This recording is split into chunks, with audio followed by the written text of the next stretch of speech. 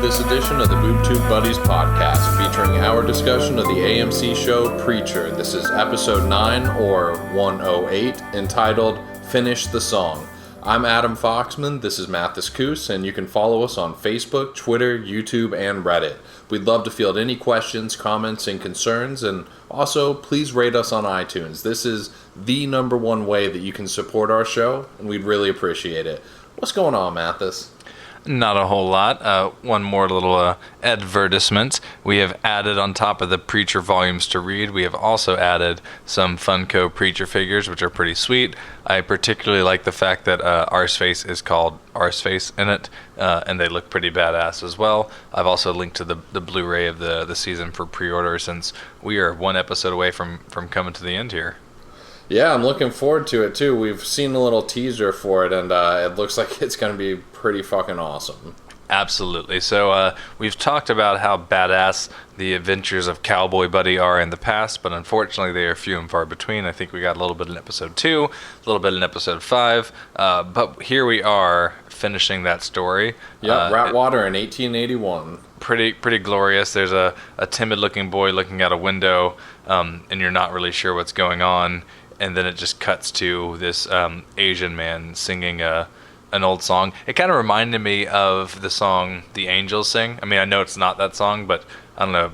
Just it seemed out of place, I guess, but it was also very beautiful. I thought it was a nice way to start the scene.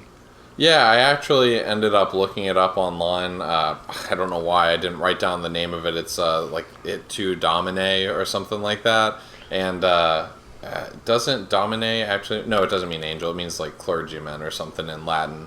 But anyway, it's actually like a famous song that's been done like many times over throughout the years.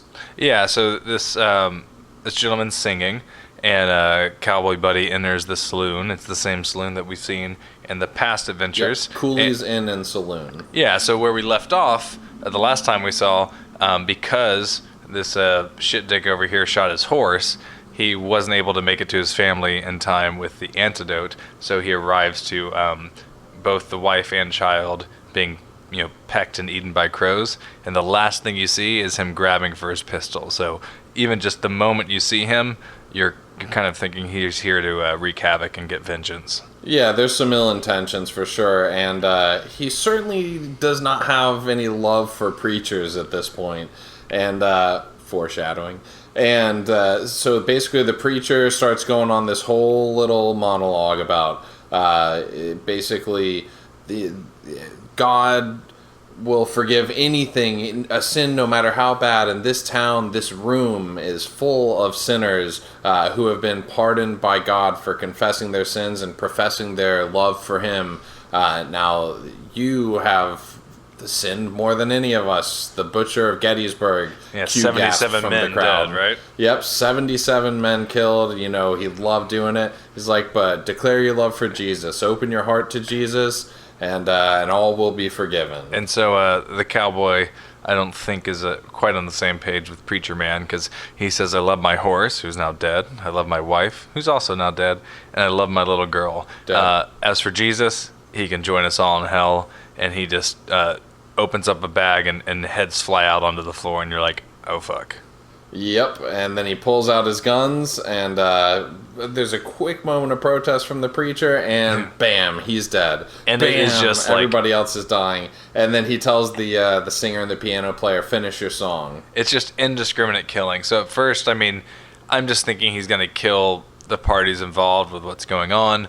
But he's killing everyone. And there's, he tells the gentleman to finish a song, and you see a woman kind of like back up against the wall. You think she almost might live because she's standing there for a while, but then she's shot.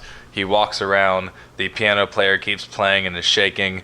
He is now killed, and the guy keeps singing, and he goes to put his gun away. You're like, all right, maybe he's going to leave a survivor just to tell the tale of this Gettysburg butcher. Literally exactly what I thought was going to happen. I was like, I thought he was going to be like, go tell the town that the Gettysburg butcher is here, or whatever it may be. The camera lingered a little too long, though, so you start to feel like, uh-oh.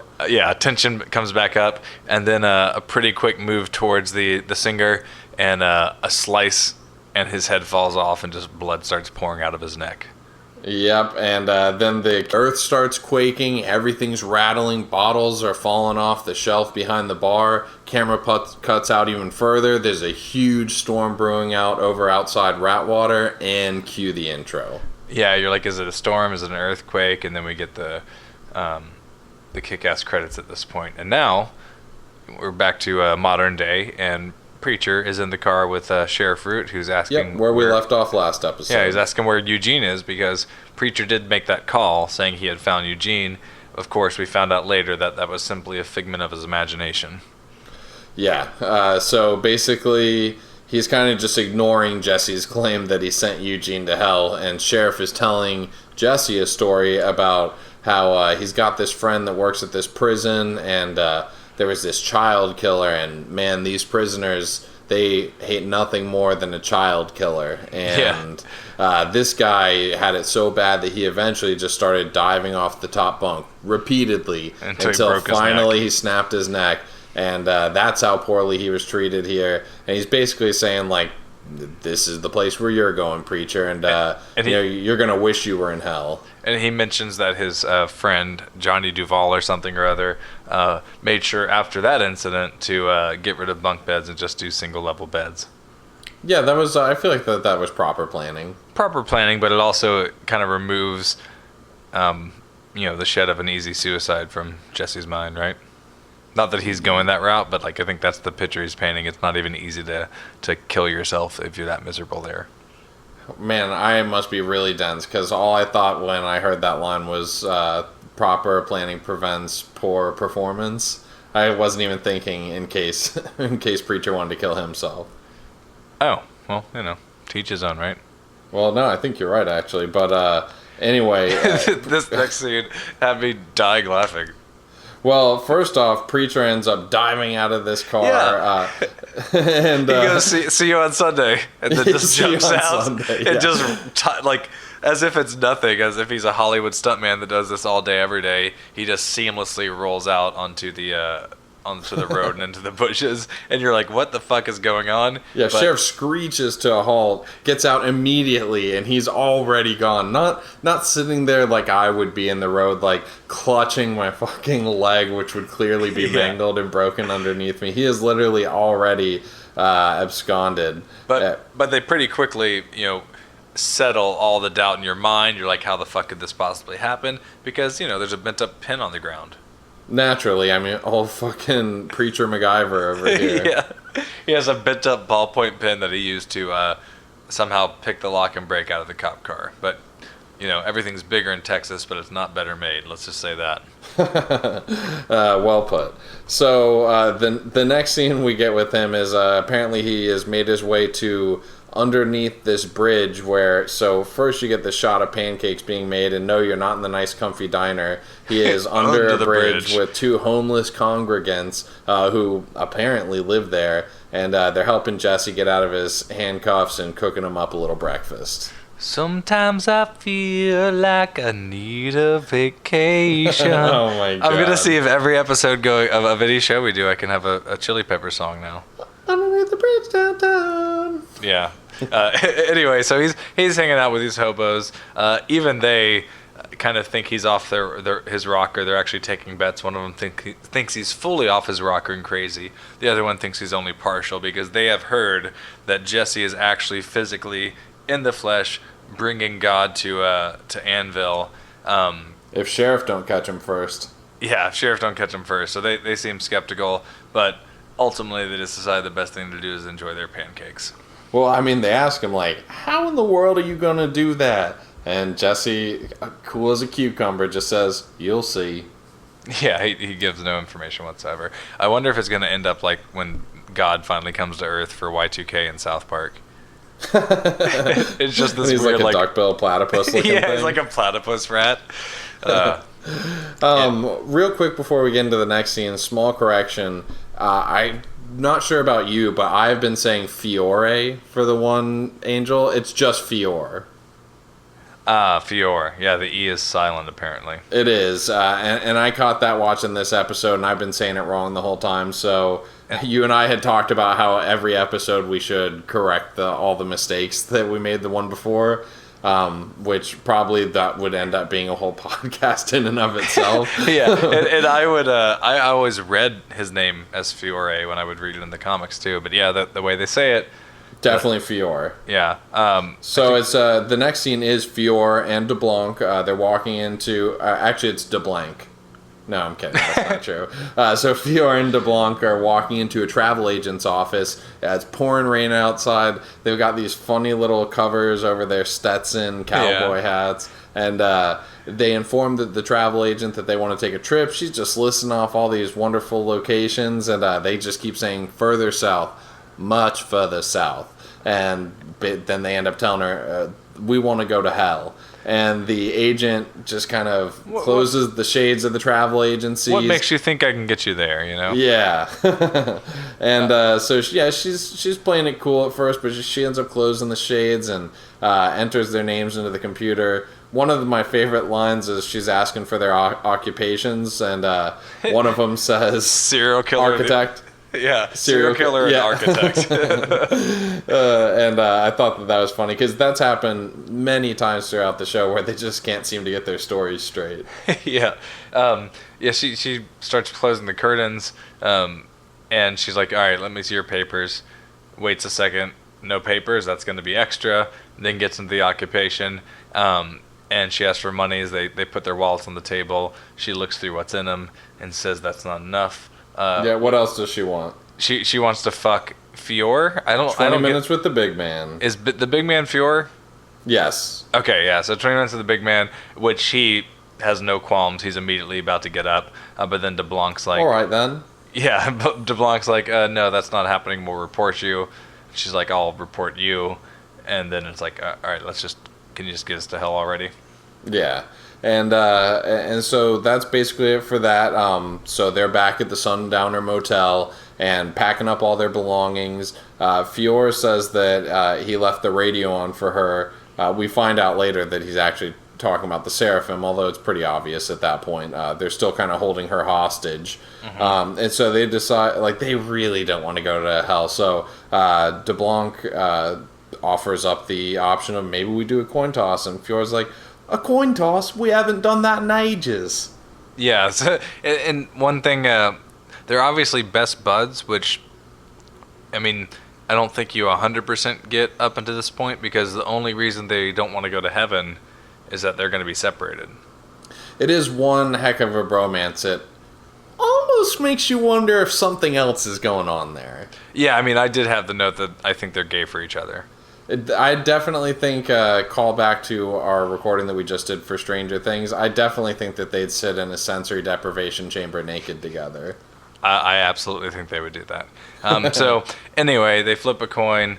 Heaven it is. So they go to grab their special, heaven phone, and unfortunately that shit is gone. Yeah, that pretty much leaves them back with the original option, which is going to hell. So, and then immediately you get a cut away from the scene, and it's Jesse hiding around the corner with the little heaven phone tucked under his arm, and apparently, I guess, Sheriff Root or some other deputy or something driving past in the squad car. Yeah, their motel made me laugh because like all the carnage, so there's just puddles of blood everywhere, and there's the giant hole in the wall.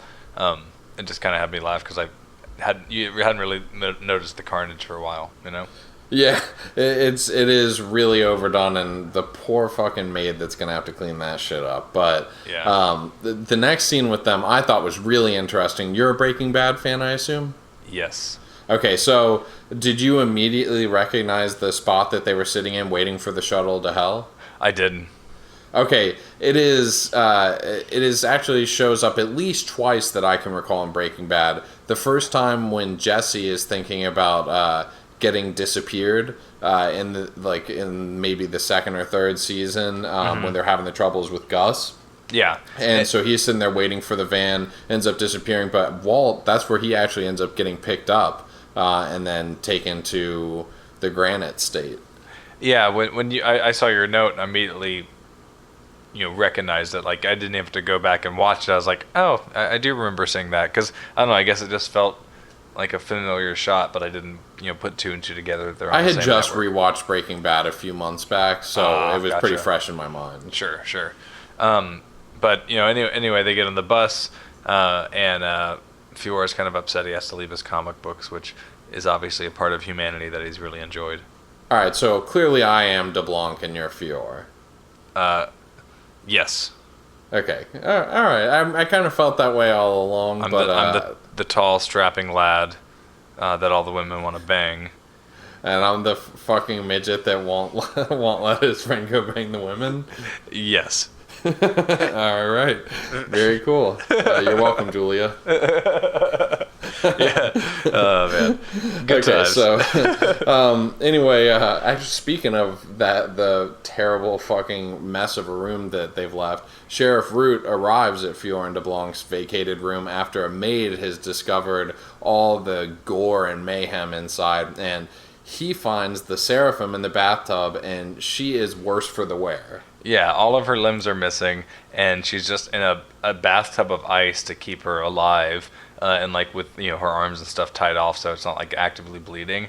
And he's there to to be support, to get help. Like he doesn't know it's a Seraphim, right? That wouldn't be his guess. And she's just like, kill me. And he's like, don't talk that way. He tries to talk her out of it, tries to console her, but she just keeps pressing and acting. And then he just looks serious. He looks Takes behind the hat him. off. He takes the hat off, and then he begins to choke her. And he at one angle, he looks like, at first he looks super, super into it. Like it looks evil. And then he starts to tear up, and he just starts to look terrified and like he's falling apart, Yeah, he's certainly, like, his spirit is breaking halfway through. Like, he is literally watching the light be extinguished in this person, and it's happening by force of his hands. And you also get a sense, I don't know, like with what's going on with Eugene missing, but at the same time he's saying you should finish the job. There's that emotional scene. He's also probably felt conflicted about, like, is this any life worth living, for his son? Well, so we've heard him talk about the darkness many times and how fucked up the world is. Yeah, so it's like as he's choking this, you wonder if this is almost the way out he wanted to give Eugene, and now that Eugene's maybe that's happened, he can't cope with it. So it's pretty emotional. Yeah, it is, although not so much so for her, because she just immediately reinvigorates. She's standing behind him and leaves without saying anything. Yeah, so it's like heartbreaking for him, but she's just reinvigorating for the umpteenth time to go after these angels. Now, who ended up having a pretty interesting plotline this episode, who I normally do not have that to say about, is Emily, and then even actually a little bit Tulip, but predominantly Emily, who arrives at Tulip's uncle's house, Walter, and Tulip tells her, she lets the cat out of the bag about Cassidy and how he's a vampire. Yeah, no working up into it, just he's a vampire, and she really just accepts that for what it is pretty quickly. Yeah, like, all right, I'm just going to come out and tell you, Cassidy's a vampire. He needs blood to heal. He got exposed to the sun, so he's in there, and he's something wild. Like, she just gives him, like, all this information, and Emily's just, like, taken aback, but also, like, okay, Yep, moving forward. And so Tulip is just surrounded by cages full of little critters, like rats, hamsters, guinea pigs, things like that. Yeah, and she mentions he needs some certain type of blood. I didn't quite catch that, but obviously, like, lives. She's basically like, from the source has to be alive, is what she's saying. Oh, okay, because she fed him the dog, as we saw last episode, and all these other little critters. She even mentions that someone at the pet store is starting to catch on to her. Yeah, don't go to whatever pet store it was, because they're on to her. Yeah, and so they have a moment. Emily tells Tulip about Jesse, and that he was taken into jail, and the whole altercation between him and King Cannon, which she's basically like, you can just go fuck Jesse, and then Emily's like, no, I got a man. He got Mayor Miles. He's a real swell guy, and you can tell she's just not genuine in any of it. Not at all. I mean, she's not selling the romantic notion here. It just sounds kind of like kind of get Tulip off of Tulip, and to get her to stop thinking about Jesse and Emily, basically. Yeah, so she doesn't give the most legitimate endorsement of Miles, And she even tries to say how cool he is, which then you're like, man, she is really grasping at straws. Are you kidding me? Yeah, that guy's laugh. yeah, his weird, like, I don't know, he's the worst. Well, I could think of a few worse characters than him, but yeah, he is definitely a tool bag. Not a bad guy by any stretch, but just really at odds with Preacher first off, and aligned himself with Kincannon, and kind of just I don't know, like a spineless little I don't know. swamp rat. There's obviously worse characters, but like at least Kincannon's willing to fight for what he believes in, whereas That is like true. Miles is just like, that seems like the easy way out. I'm just gonna go ahead and put these bodies in this crash. Like he orchestrated the fake death of those people. He's completely complicit, yet without being able to even at least lead down that that path. So That's true. He's the worst. But so Tulip is basically, she's out of here. And I'm Emily's kill like, a man wait, in Albuquerque. Yeah, where are you going? And going to kill a man in Albuquerque. So it's finally happening. She's going after Carlos. So after she leaves, Emily is holding a guinea pig and staring just like completely petrified at the door to Cassidy's room. And the phone rings, and it's Miles calling to confirm that he could pick up the kids from school and suggest that he stay over so that the kids can see my ugly mug in the morning. It does his terrible laugh. But that being said, he does have some exquisite taste in wine because he is going to be bringing over some Panhandle Pinot Grigio. I don't know what that is, but I'll take your word on it. I think it's a fake, terrible sounding brand of wine. Oh, okay. Yeah, I have no idea what it is. But she she's not even paying attention, really. She's just completely absent-mindedly saying, "Oh, yeah, okay, whatever." And so she approaches the door kind of sheepishly. She opens it up, puts the guinea pig on there, closes the door, and just she hears Cassidy going at it. She opens and gets a look at it, and at this point, he's not looking very human. There's still a lot of he gnashes stuff his that teeth at her like really like scarily, and yeah, he looks like something that would have crawled straight out of hell. Yeah, and then we get to see Emily petting a guinea pig or a bunny and watching Psycho, which is on TV, and Norman Bates is kind of giving a little soliloquy about private traps and being stuck, and no matter how much we scratch and claw out, we can't. And it zooms in on Emily, and it's kind of tying this analogy of, one, she's literally surrounded by animals in cages that no matter what they do, they're going to be fed to this creature in the other room, but it's also honing in on the fact that she kind of feels trapped and that she can't get what she really wants, which more and more seems to be Jesse. Yes, and in the background, screaming from his room, is Cassidy. Hey, I'm hungry. Someone please. Yeah, so she kind of startled by that and hesitates, but ultimately I guess she's going to go ahead in there and help out. Yeah, so she hears it and apparently like kind of silently hatches this plan because in Kincannon's office, Miles is sitting there watching a wrestling match between Kincannon's men with Kincannon standing up on top of his desk, sipping out of his little snifter, and Emily calls Miles, and she just kind of like crying, he's gonna kill me, he got out, I'm at Walter O'Hare's, I'm hiding and then the phone disconnects. So Michael arrives at Walter's house. He starts kind of slowly wandering around, and finally he enters Cassidy's room. Yeah, so I just thought it's funny to see all those meat men wrestling without shirts on in Kincannon's office. That was pretty funny. And I just love the way that he's towering over them. Even though he's so short in stature, the fact that he has to stand up on his desk to be kind of over them. It's like the Kincannon Meat and Power version of like a scene from Wolf of Wall Street. Yeah, I could see that. Like that's their like out of control debauchery, like on a smaller scale, because it's a meat and power company in a small nobody town of Texas.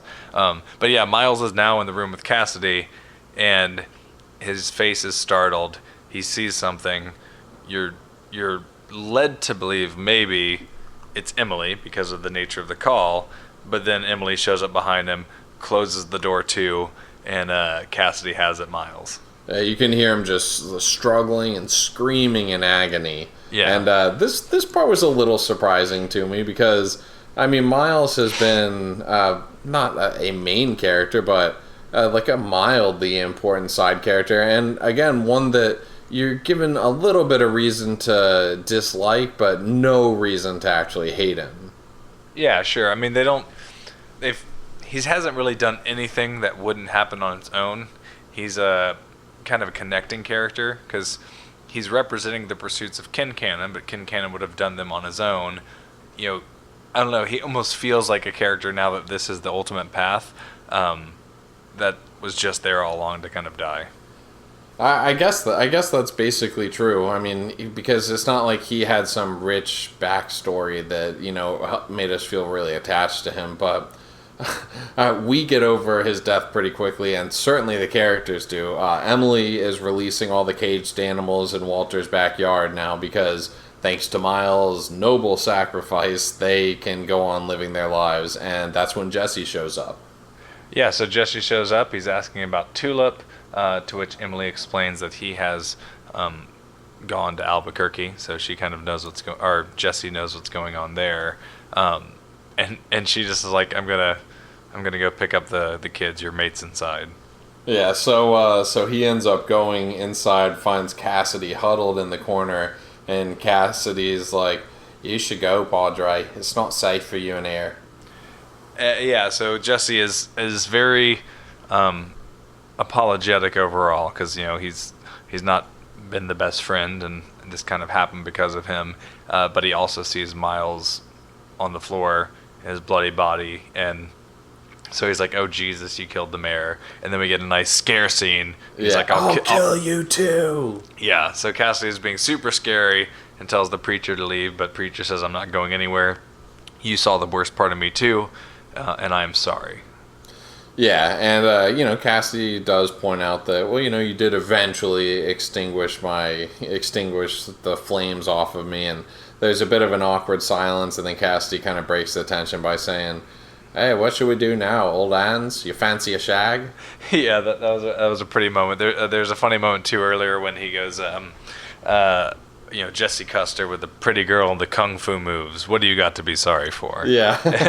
He's like, I'm sorry for letting you burn, and that's when they get into the exchange, and yeah, they have the little the male bonding moment. Yeah, Jesse offers him to help get rid of the Miles body too. Yeah, which is, you know, a pretty sweet thing to do. He's a good guy. I would totally not do that for you. Yeah, I wouldn't bury a body for you either. What the fuck? Really? You're going to drudge that out on air here? I'm sorry. So, we're going to talk a little bit about Kincannon. You want to do a correction for last episode and talk about how ridiculous it is? Oh, God, that really bugged me when you told me that we were wrong about that. Okay, so we were talking about how it was basically a flashback of Kincannon's father and the whole family, you know, on his end, had died in Vale, I believe it was, in that accident where the snow lift thing, the ski lift, sorry, had fallen and they plummeted to their death. Well, when it cuts back, the person that is having all these awful moments and ends up, you know, yelling at John Custer, preacher's father, apparently that's actually the Kincannon that we're seeing in the show throughout. Yeah, and, you know, if you think about it, because I think we talked about, you know, they talk about you wanted my father's land and different things, and maybe you're just thinking it's, you know, his like Odin's dad was at odds with John Custer, but I think he's just older, and I think what they didn't do was make him look younger, whether through CGI or makeup. But if anything, he looked older to me. Well, they did like, because I watched it again, and he did have like browner hair, but it's not very obvious because he's also like silhouetted against the golden like sun on him as well. But Kincannon in the newer scenes kind of has the gray gristle on his beard, so you can tell they're kind of playing at it, but I don't think they did the best job with it. And the other thing too is that if, I don't know, Odin, if he was the son, right, and not the father, he would have probably been on that ski trip, right? Because the dad was the workaholic. I mean, I guess that's true, but that could have been explained away in a billion different ways, I feel like. Yeah, so anyway, maybe he was, I don't know how old Odin was supposed to be back then, but let's say he's 25, and now Jesse's what, late 30s, and back then he was 10, so he's probably now like in his late 40s or 50s. Who you're saying? Kin Cannon? Kin Cannon. Because how old did you say Jesse is? If I had to guess, I'd say that he's in his late 30s. So if he was 10 years old in the scenes that if he was like 14 years old in the scenes that we saw before, then you're talking 25 years later. And Kin Cannon did not look was 25 years younger in that other thing. I'm sorry, like he just did not at all to me. Then let's say he was 30. In those other ones, dude, to me, I'm telling you, he looked like he was in his mid 40s. Well, I mean, some people just don't age that well. So let's split the difference. He's 35.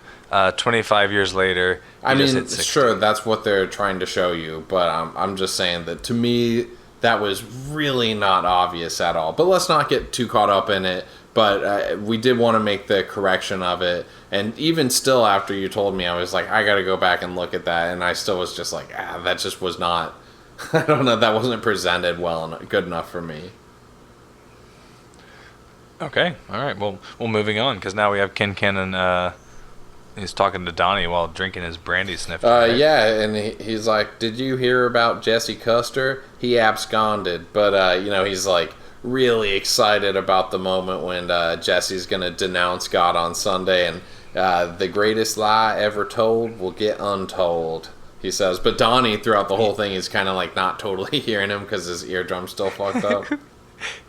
Yeah, so he's just like sorting papers and doing stuff. And while Kin Cannon just is very excited about seeing what he's wanted to happen for a very long time. So we got those little Kin Cannon scenes, but now it's Cassidy and Jesse again, right? And they're talking about using the phone, but Jesse's like, man, the problem with this phone is it needs angel hands. The angel hands. Totally forgot about that. But Cassidy, ever helpful, offers to get him angel hands. And for most people, that would be like, oh my God, really? But Jesse's just like, okay.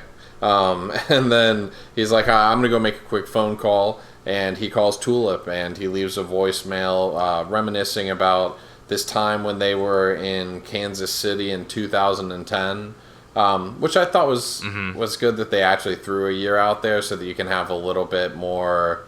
About 6 years exactly ago. Right. I guess that we know that this is around, that they're still in modern times because we've seen iPads and things like that.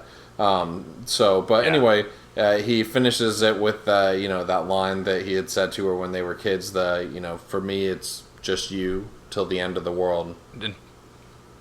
Yeah, and they discuss going after the Rodriguez brothers, and it's a kind of a close-up of Tulip. She looks a little battered, and it's the look on her face, it looks as if she's responding facial expression-wise to what Jesse's saying on the message. And then it zooms out, and the phone is on the table next to her, and across from her is someone tied up in a chair. Gagged, yep. In which case, yeah. At which point she gets up, she has a meat pulverizer. And we get in the her big hand. Tarantino-esque letters across the screen that just says Albuquerque. Albuquerque, yeah. And this is Carlos, because she goes, "Let's do this, Carlos," as she walks up to him with the meat pulverizer. Yeah, and the music's intensifying. that was a pretty good scene. Yeah, that was a great scene. It then cuts to commercial, and when back, we are now back in Ratwater, 1881, and we get to see the same thing. Yeah, I was a little confused the first time I watched this because, admittedly, I started this episode after we had been podcasting, so it was probably about 1 o'clock in the morning as I'm getting towards this scene. And I couldn't tell if I had nodded off and the episode had restarted because you start seeing tons of clips. I mean, almost to the extent of becoming a little tiresome, but then you realize it's showing you and like trying to make the impact upon you that now this cowboy has basically been living out this moment, this terrible moment in his life over and over and over again in hell for 130, 40 years at this point. Yeah, it took me back because I was like, why is it starting from the get-go, like from what we've already seen in the past? But then they started to use alternate footage. So I was like, oh, well, that's what happened, but we're seeing more of when he's trying to leave town and runs into that family and he's having a conversation before turning back. And I was like, well, maybe they're just trying to give us it all in one tidy bow, and then they'll show us post the shootout what happens with the hurricane, but then or the storm. But then the bottles start to rattle, and it restarts. This time faster, and the moment it restarted, I was like, okay, this is his hell.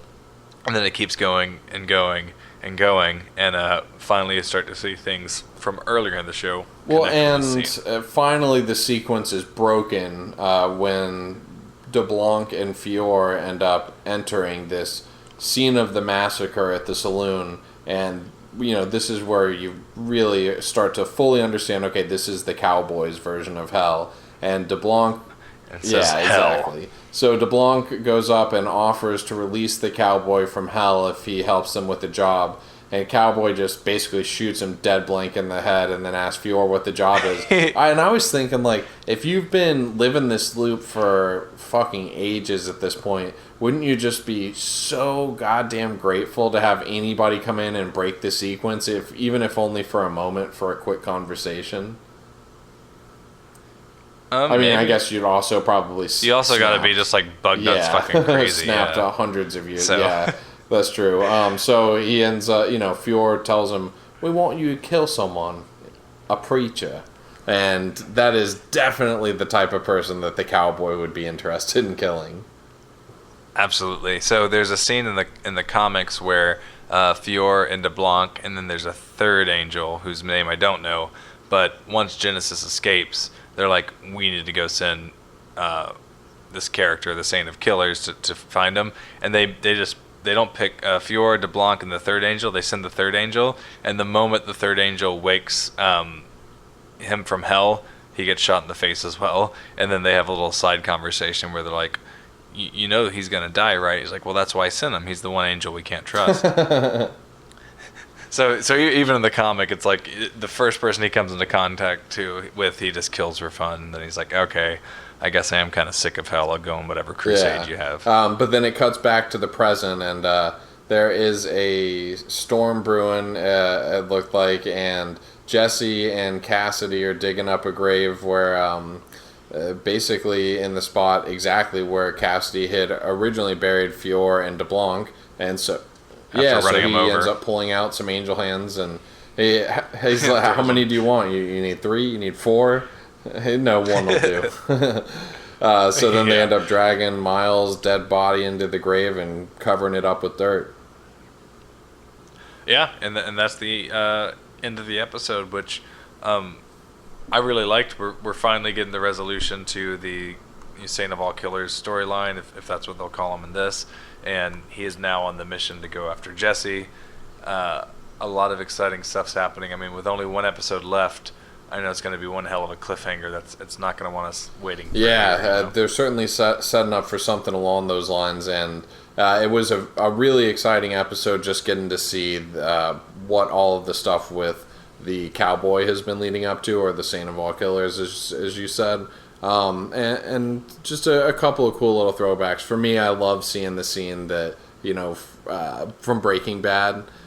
So I thought that was cool. And yeah, just in general, gave you a lot more plot. But next week's episode should be fucking nuts. I guarantee you we get something about the pressure cooker thing that the guy in that control room has been having to deal with. Something with that. Something to do with God at the church. Hopefully some other little scene of the Saint of All Killers. Maybe even something in the aftermath of Tulip killing Carlos. I mean, there's a lot of things that they've been building up for. It should be like each scene packed with lots of interesting little goodies. Yeah, I think they're going to definitely tie up a few different storylines that have kind of been on the side and really kick us off for what the next season will hold, which, as I've discussed before, this was set up to be mostly a prequel, kind of starting before the main plot of the comic. So I'm just excited to see how they kick that off and what we get to look forward to next time. But once again, a really fun episode. I don't really have any complaints. Me neither. And to everybody tuning in, thank you very much for listening. Again, you can always follow us on Facebook, Twitter, YouTube, and Reddit. Join in the conversation. We'd love to hear any of your theories on where the plot's going, anything in general. We just love to have a conversation about it. And also, if you could rate us on iTunes, it really helps with the indexing and continuing to grow as a podcast. So that's it for me, Mathis. Anything you want to say before we wrap this bitch up?